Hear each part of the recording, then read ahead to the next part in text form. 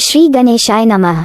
दोस्तों, वीडियो शुरू करने से पहले वीडियो को लाइक कर दे और चैनल को सब्सक्राइब जरूर कर दे।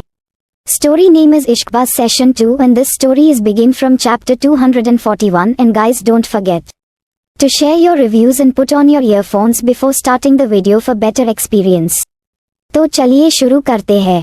उसके होठों पर किस करते हुए उसे कार में लाकर बैठा दिया। अब नताशा रॉकी के प्यार को महसूस कर हल्का शर्मा रही थी। रॉकी उसे बगल वाली पैसेंजर सीट पर बिठाकर बड़े ही प्यार से उसकी सीट बेल्ट लगाते हुए नताशा के चेहरे की तरफ झुके हुए बोला, अब शर्माने से कुछ नहीं होगा वाइफी, अब तो बोल्ड होने का वक्त है।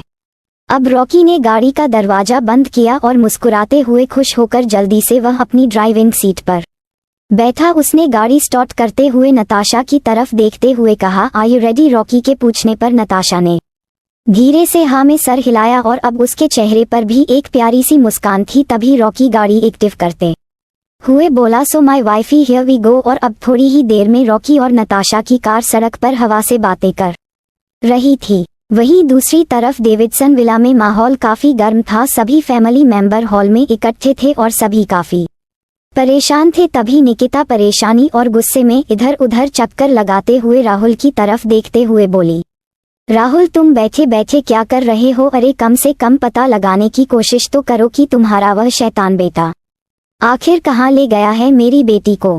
सारी गलती मेरी ही है, मैंने ही इन नमूनों पर भरोसा करके अपनी बेटी को इनके साथ भेज दिया था और अब देखो इनके रहते मेरी बेटी उनकी आंखों के सामने से किडनैप कर ली गई और यह नमूने देखते रह गए। और सोने पर सुहागा तो देखो, वहां द फेमस सुपरस्टार और mafia dragon king Krish Davidson और उनके विश्वास पात्र राका भी मौजूद थे। लेकिन फिर भी उन दोनों की नाक के नीचे से रॉकस्टार रॉकी डेविडसन मेरी बेटी के पास आए, उसके साथ डांस किया, रोमांटिक इमोशनल गाना गया और लास्ट में मेरी बेटी को उठाकर ले गया जोर जोर से ताली पीटते हुए।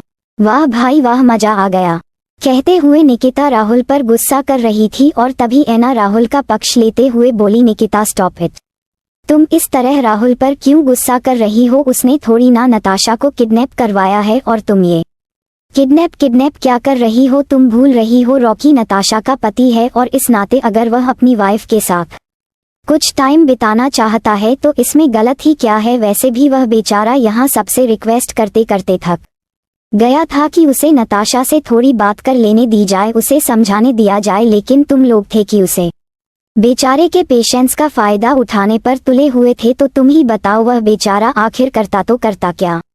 फाइनली उसे जो रास्ता सही लगा उसने वही किया और मुझे नहीं लगता इसमें कुछ भी गलत है।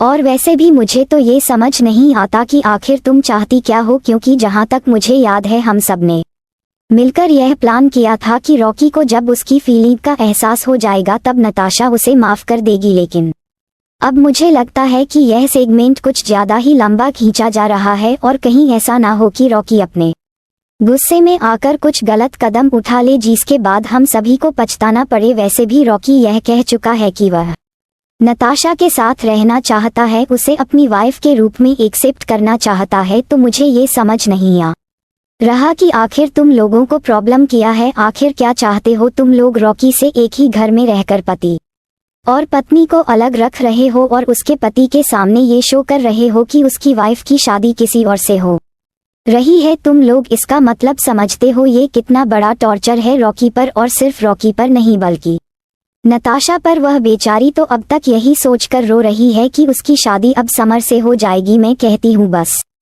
करो, और कितना ड्रामा करोगे तुम लोग? मुझसे अब नहीं देखी जाती दोनों बच्चों के आंसू। रॉकी की तड़प अरे उसकी तड़प मुझे नजर आ रही है, तुम लोगों को नजर क्यों नहीं आ रही? वह नताशा की शादी को लेकर किस कदर परेशान है, तुम लोगों को समझ क्यों नहीं रहा? कभी कभी जी तो करता है मैं रॉकी को सब सच बता दूं, लेकिन पता नहीं ये क्रिश को भी क्या हो गया है जो उसने मुझे सच बताने से मना कर रखा है। लेकिन अब मुझे ये सब बर्दाश्त नहीं हो रहा। तुम लोग आखिर कब तक उन दोनों बच्चों को अलग रखने के चक्कर में हो? कहते हुए ऐना निकिता पर गुस्सा हो रही थी। इसके साथ ही वह आसपास बैठे सभी लोगों को देख रही थी। आशी तो चुपचाप बच्चों की तरह मुंह लटका कर बैठी हुई और समर चुपचाप बैठे बादाम खा रहा था। गौरी भी आशी की बगल में ही बैठी हुई थी। याना सामने वाले दूसरे सोफे पर बैठी हुई थी। निक अपनी व्हीलचेयर पर बैठे सभी लोगों की बातें सुन रहा था। कृष और राका इस वक्त यहाँ नहीं थे और अथर्व चुपचाप अपनी माँ की बात सुनकर एक चेयर पर बैठा हुआ था। रुद्र भी उसके बगल में ही था। दोनों बाप बेटे सिर्फ निकिता को परेशान होते हुए देख रहे थे और सभी आशी समर को लगातार बादाम खाते हुए देखकर मुंह बनाते हुए अचानक ही समर के हाथ पर मारती है और अपनी आंखों से निकिता की तरफ इशारा करती है कि समर निकिता को समझाएं, अगर ना निकिता सबकी क्लास यूं ही लगा देगी। लेकिन समर अपने निचले होठों को बाहर निकालकर अपने कंधे उचका देता है जैसे वह कुछ नहीं कर सकता। और तभी ऐना की बात सुनकर निकिता ने मुंह बनाते हुए कहा, ड्रामा, तुम्हें ये सब ड्रामा लग रहा है। ऐना, मैं मानती हूँ तुम्हारा बेटा अब मेरी बेटी के साथ रहना चाहता है, उसे एक्सेप्ट करना चाहता है और हम लोगों के बीच भी यही प्लान हुआ था कि रॉकी को उसकी गलती का रियलाइजेशन हो जाएगा और सब कुछ ठीक हो जाएगा। लेकिन फिर भी मैं अब तक तुम्हारे बेटे के मुंह से जो सुनना चाहती हूँ वह तो मैंने सुना ही नहीं। वह बार बार यह कह रहा है कि नताशा उसकी वाइफ है इसलिए वह उसके साथ रहना चाहता है, ना कि यह कह रहा है कि वह उसे प्यार करता है। हस्बैंड होकर रहने में और लव बनकर रहने में फर्क है। और रही बात नताशा की, तो हमने भी उसे इसीलिए सच्चाई नहीं बताई क्योंकि कहीं ना कहीं उसके कदम भी डगमगा रहे हैं। उसे भी रॉकी पर पूरी तरह भरोसा नहीं है, इसलिए मैं चाहती हूँ कि उसे इस बात का रियलाइजेशन हो कि क्या वह सचमुच रॉकी के साथ रहना चाहती है या नहीं। इसीलिए नहीं क्योंकि वह उसकी वाइफ है, बल्कि इसीलिए क्योंकि वह उसके साथ रहना चाहती है, क्योंकि उससे प्यार करती है। और ये तब होगा जब उसे ऐसा महसूस होगा कि बहुत जल्द वह किसी और की होने वाली है। प्यार और जिम्मेदारी दोनों अलग चीज है और तुम्हारे बेटे की तड़प हम सबको नजर आ रही है, लेकिन उसे खुद इस बात का रियलाइजेशन नहीं है कि यह तड़प उसे क्यों हो रही है। वह नताशा से बात करना चाहता है लेकिन नताशा उससे बात नहीं करना चाहती। तो तुम ही बताओ, हम उन दोनों को कैसे मिलने दे। फीलिंग एक तरफ से नहीं होती, दोनों तरफ से होती है। दोनों को इस बात का रियलाइजेशन होना चाहिए कि वह दोनों एक दूसरे के बारे में क्या सोचते हैं। सिर्फ पति पत्नी होने से काम नहीं चलेगा, क्योंकि आजकल की जनरेशन को तुम बहुत अच्छे से जानती हो। इन लोगों के लिए रिलेशनशिप बनाना और तोड़ना बाएं हाथ का खेल है।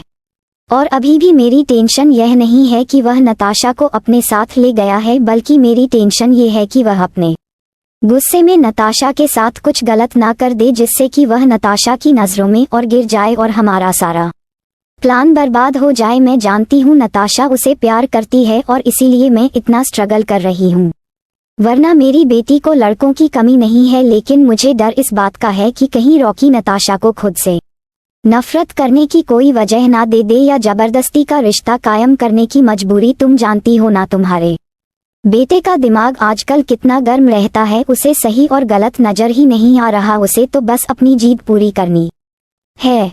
और देखो, वह अभी रात भर मेरी बेटी को अपने साथ लेकर पता नहीं कहाँ चला गया, फोन भी नहीं उठा रहा। एक बात कान खोलकर सुन लो ऐना, अगर तुम्हारे बेटे ने कुछ भी गलत किया मेरी बेटी के साथ, तो मैं तुमसे वादा करती हूँ उसकी आंखों के सामने मैं उसकी शादी समर से करवा दूंगी, फिर चाहे कोई कुछ भी कहे, समझी तुम।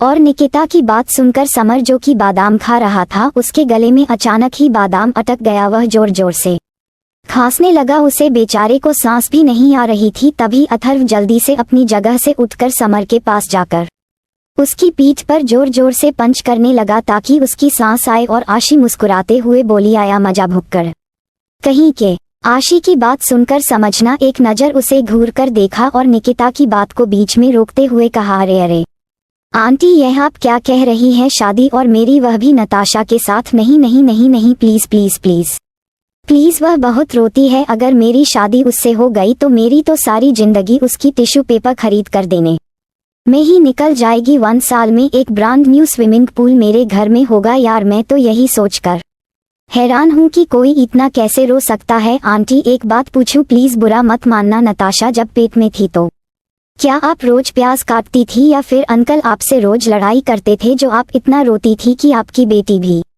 क्राई बेबी बन गई? सच्ची आंटी, मैंने इतना किसी भी लड़की को रोते हुए नहीं देखा। पहले तो यह आशी की बच्ची जब देखो तो मुंह फाड़ती थी बच्चों की तरह। उस टाइम तो मुझे लगता था कि यही सबसे ज्यादा रोती है, और तब मैं इसके रोने से परेशान होकर कान में रुई डालकर बैठ जाता था। लेकिन नताशा ने तो इसके रोने का भी रिकॉर्ड तोड़ दिया है, या फिर आप मुझे ये बताइए कि आपके खानदान की सारी लड़कियां इतना ही रोती है क्या? यह आशी की बच्ची भी आपके दूर की रिश्तेदार है, आखिर आप लड़कियां इतने आंसू लाती कहाँ से हैं?